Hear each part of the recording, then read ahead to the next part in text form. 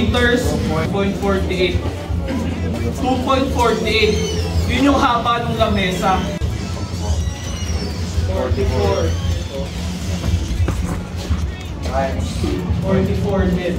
So para sigurado, sa 0.44, halos gano'n naman siya 40, 42, 44.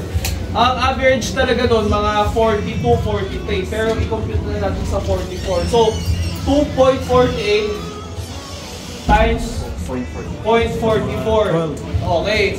Tapos dito, i-compute natin yung kapal niya.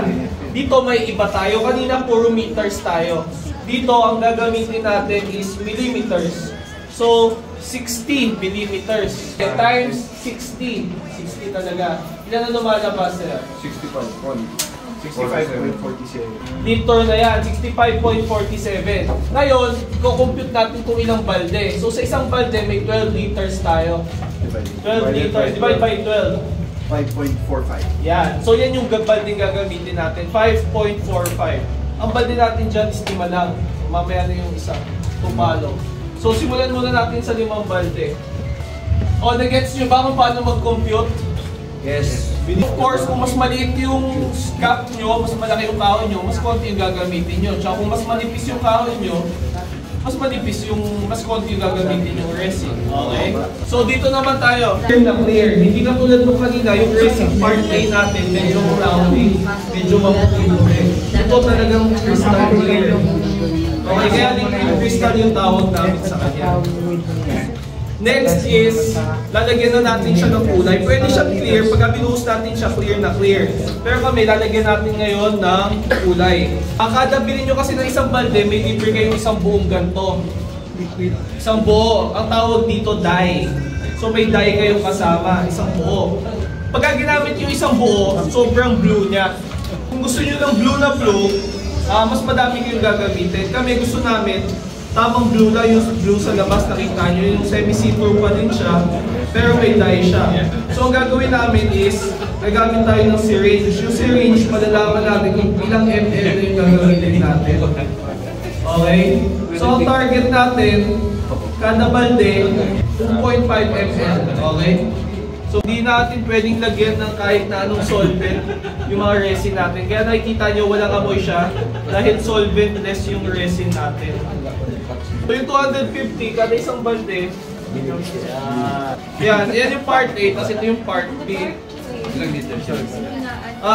8 tsaka 4, so 12 liters siya in total. Okay?